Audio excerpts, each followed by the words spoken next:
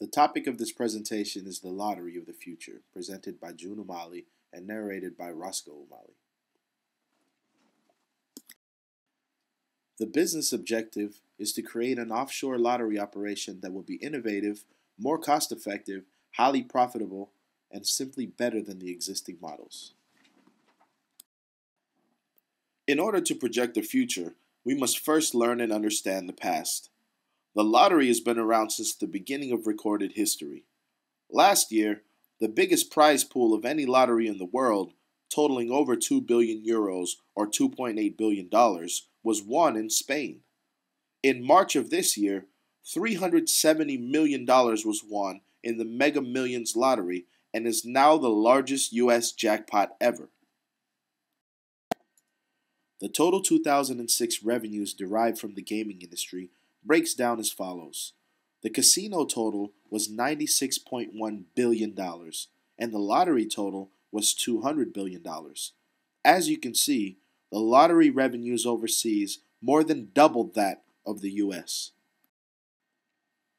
In the U.S., Powerball and MegaMillions are available and operate in 47 states. Let's take a look at the MegaMillions lottery and examine where the money goes. 50% of the revenues go back to the winners. 35% go back to the public to support government projects. 15% go back to quote-unquote operating costs. The lottery operations overseas, although different from one another, mostly do not deduct taxes from their jackpots, unlike their U.S. counterparts. The Spanish Christmas lottery El Gordo, or the Fat One, is the biggest lottery in the world and also the oldest, having started in 1812. El Gordo has the biggest prize pool of any lottery in the world.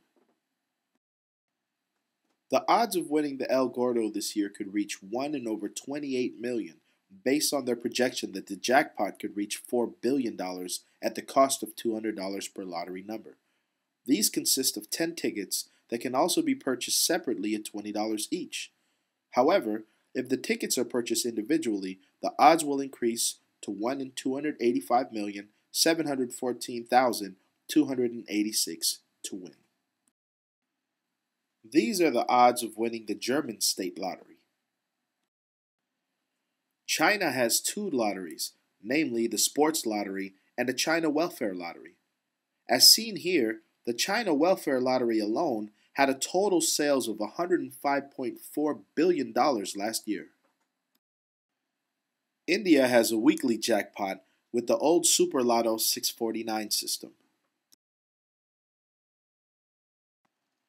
Now let's look at the odds of winning in the U.S. lotteries. The Super Lotto currently runs the 5 balls to draw from 47 balls, plus 1 mega ball drawn from 27 balls, with odds of 1 in 41,416,353. The jackpot starts at $7 million. The odds of winning the Powerball is 1 in 146,107,962. 5 balls to pick from 55 balls and 1 Powerball from 42 balls. The jackpot starts at $15 million. The odds of winning the MegaMillions are slightly higher than the Powerball, which is at 1 in 175,711,536. There are also 5 balls to pick from 56 balls and 1 mega ball from 46 balls. The jackpot starts at $12 million.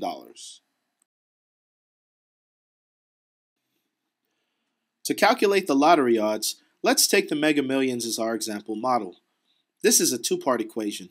The probability of matching all 5 balls and the mega ball is obtained by multiplying the probability of matching the 5 balls by the probability of matching the mega ball. These are unrelated or independent procedures. The outcome on the mega ball has nothing to do with the 5 balls outcome or vice versa. The probability of matching the mega ball is simple. There is 1 correct match and 46 possible outcomes, making the probability 1 of 46 or 0.02173913. To get the probability of winning the jackpot, multiply the probability of matching the mega ball which is 0.02173913, by 0.00000026179, the probability of matching all 5 balls, which works out to 0.0000000056911.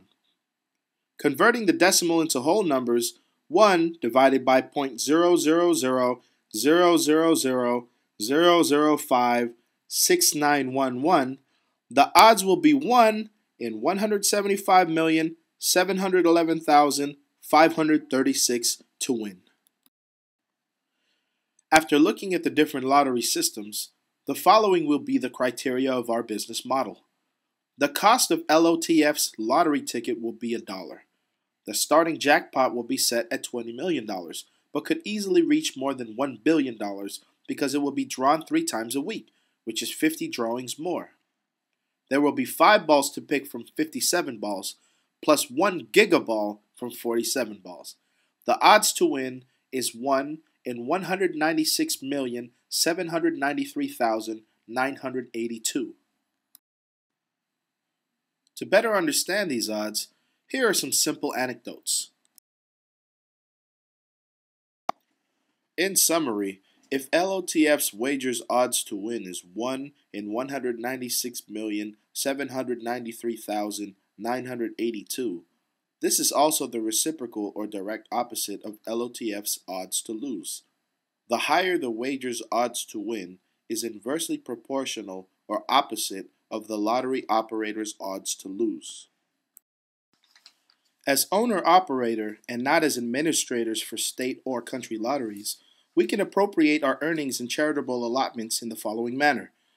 50% of every dollar wagered goes back to the wagerers as prizes. 25% of all ticket sales go to support the afflicted and to alleviate the plights of the poor and disenfranchised and victims of natural calamities around the world. We will provide monetary aid to global issues concerning environment, education, health, and welfare. Approximately 25% goes back to LOTF for lottery operating costs and expenses. In order to get an idea how wagers fared well in the lottery drawings, let's look at the drawings. Powerball in 12 months conducted 106 drawings. There were 12 winners for an 11.32% wagers win percentile. MegaMillions in 12 months also conducted 106 drawings. There were 13 winners for a 12.26 wagers win percentile. With an odds of 1 in 196,793,982, the projected winners in 156 drawings is 16 wins, which is equivalent to a 10.26% wagers win percentile. In all probabilities in these 3 models, the wagers win percentile will not exceed 15% due to these odds.